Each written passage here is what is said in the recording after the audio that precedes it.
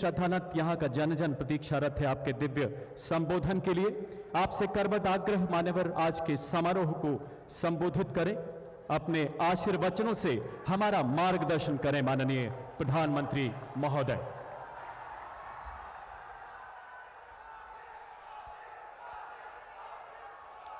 बिहार के राज्यपाल श्रीमान राजेंद्र अर्लेकर जी,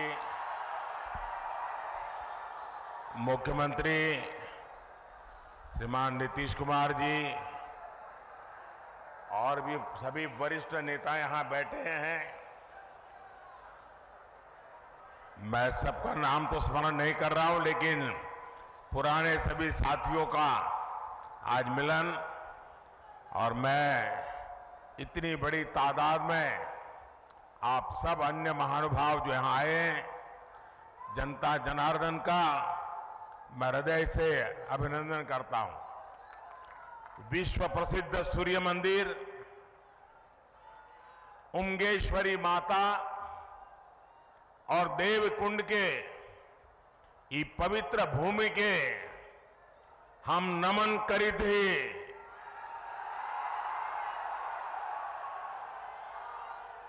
रौनी सबके प्रणाम करी थी। भगवान भास्कर के कृपा रहुआ सब पर बनल रहे। साथियों, औरंगाबाद की ये धरती अनेक स्वातंत्र सेनानियों की जन्मस्थली है। ये बिहार विभूति अनुग्रह नारायण सिंह जी जैसे महापुरुषों की जन्मभूमि है। आज उसी औरंगाबाद की भूमि पर बिहार के विकास का एक नया अध्याय लिखा जा रहा है। आज यहां करीब 21,500 करोड़ रुपए की विकास परियोजनाओं का उद्घाटन और शिलान्यास हुआ है। इन परियोजनाओं में रोड इंफ्रास्ट्रक्चर से जुड़ी कई परियोजनाएं हैं, इनमें रेल इंफ्रास्ट्रक्चर से जुड़े काम भी हैं और इनमें आधुनिक बिहार की मजबूत झलक भी है। आज यहां आमस दरभंगा 4 लेन कॉरिडोर का शिलान्यास हुआ है। आज ही Danapur Bihta 4 lane elevated road का शिलान्यास भी हुआ है। पटना रिंग रोड के शेरपुर से दिगवारा खंड का शिलान्यास भी हुआ है।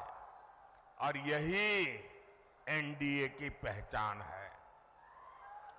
हम काम की शुरुआत भी करते हैं, काम पूरा भी करते हैं और हम ही उसे जनता जनार्दन को समर्पित भी करते हैं।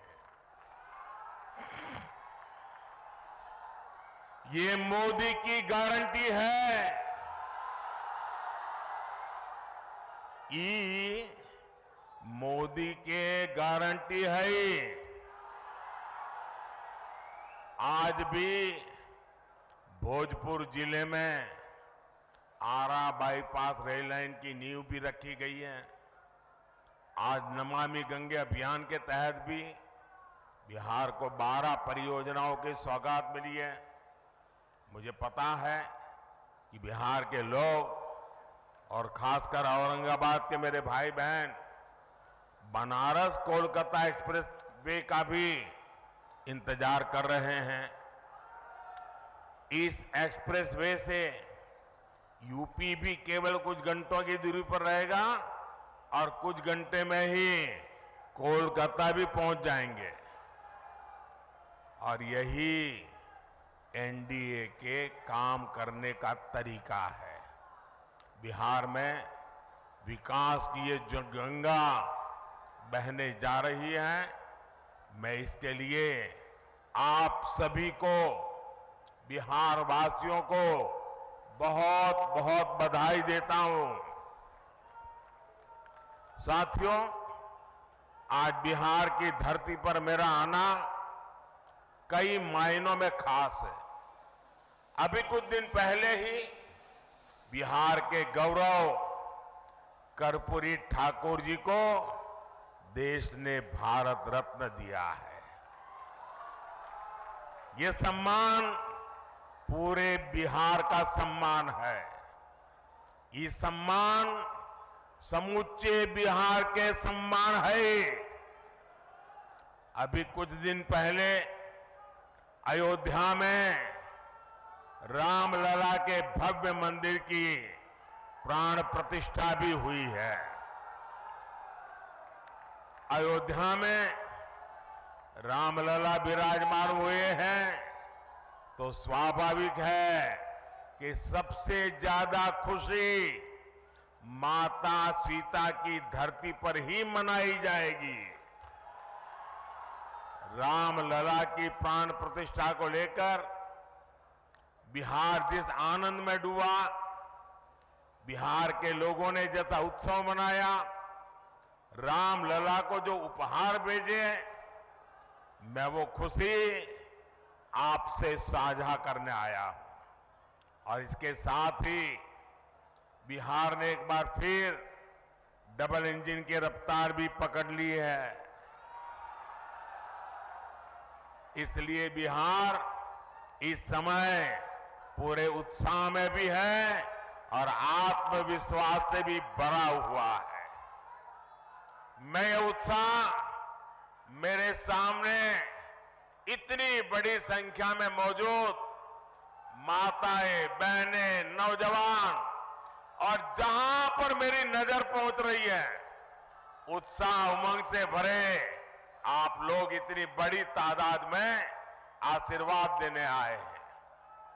आपके चेहरों की चमक बिहार को लूटने का सपना देखने वालों के चेहरों पर हवाइयां उड़ा रही है।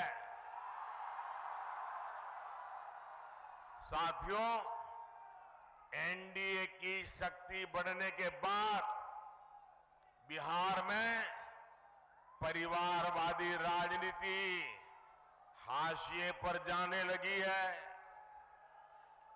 परिवारवादी राजनीति की एक और विडंबना है,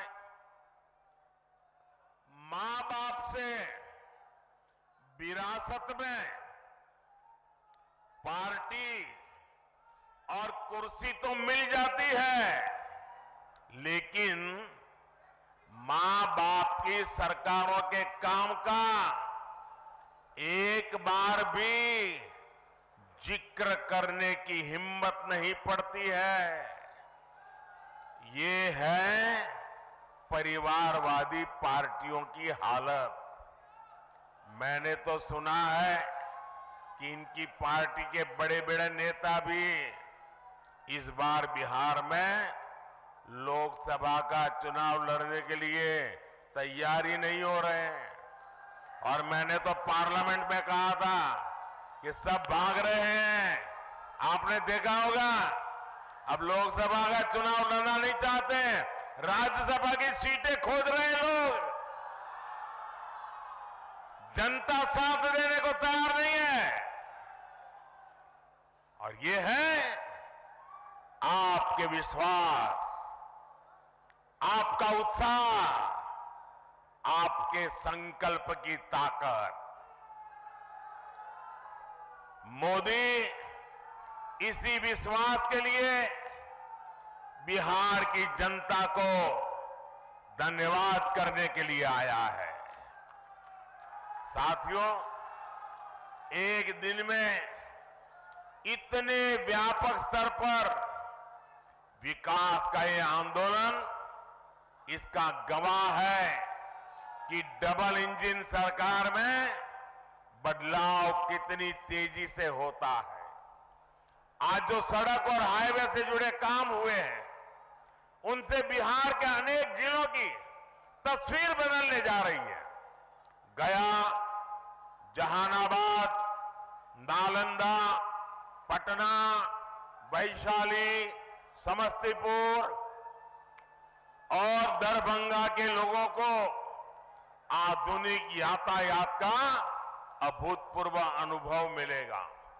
इसी तरह बोधगया, विष्णुपद, राजगीर, नालंदा, वैशाली, पावापुरी, पोखर और जहानाबाद में नागार्जुन की गुफाओं तक पहुंचना भी आसान हो जाएगा। बिहार के सभी शहर तीर्थ और पर्यटन की अपार संभावनाओं से जुड़े हुए हैं। दरभंगा एयरपोर्ट और बिहटा में बनने वाले नए एयरपोर्ट भी इस नए रोड इंफ्रास्ट्रक्चर से जुड़ेंगे। इससे बाहर से आने वाले लोगों के लिए भी आसानी होगी। साथियों, एक वो दौर था जब बिहार के ही लोग अपने ही घरों से निकलने में डरते थे। एक ये दौर है जब बिहार में पर्यटन की संभावनाएं विकसित हो रही है।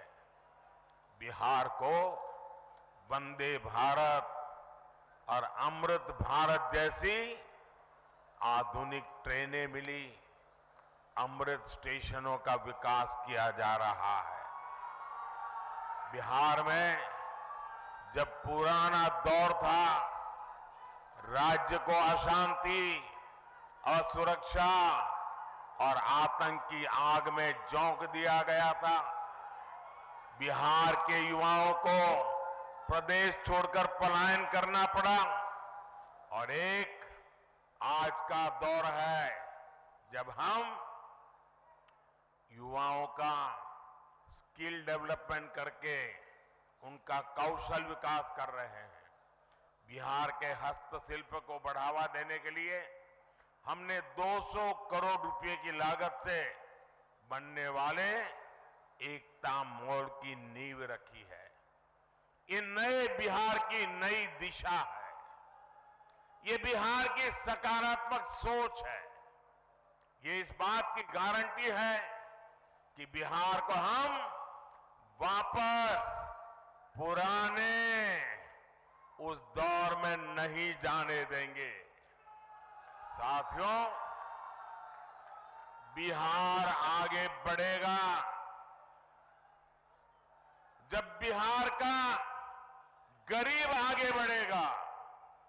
बिहार तब्बे आगे बढ़ते ही जब बिहार के गरीब आगे बढ़तन। इसलिए हमारी सरकार देश के हर गरीब, आदिवासी, दलित, वंचित का सामर्थ्य बढ़ाने में जुटी है। बिहार के लगभग 9 करोड़ लाभार्थियों को पीएम गरीब कल्याण योजना का लाभ मिल रहा है। बिहार में उज्ज्वला योजना के तहत लगभग 1 करोड़ से अधिक महिलाओं को मुफ्त गैस कनेक्शन दिया गया है। बिहार के करीब 90 लाख किसानों को पीएम किसान सम्मान निधि का लाभ मिल रहा है। इन किसानों के बैंक खातों में 22,000 करोड़ रुपए से अधिक ट्रांसफर किए गए हैं। 5 वर्ष पहले तक बिहार के गांव में सिर्फ 2% घरों तक नल से जल पहुंच रहा था। आज यहां के 90% से ज्यादा घरों तक नल से जल पहुंच रहा है। बिहार में 80 लाख से ज्यादा आयुष्मान कार्ड धारक है, जिन्हें 5 लाख रुपए तक मुफ्त इलाज की गारंटी मिली है। हमारी सरकार दशकों से ठप पड़े उत्तर कोयल जलाशय इस परियोजना को जल्द पूरा करने के लिए भी प्रतिबद्ध है। इस जलाशय से बिहार, झारखंड के 4 जिलों में 1 लाख हेक्टेयर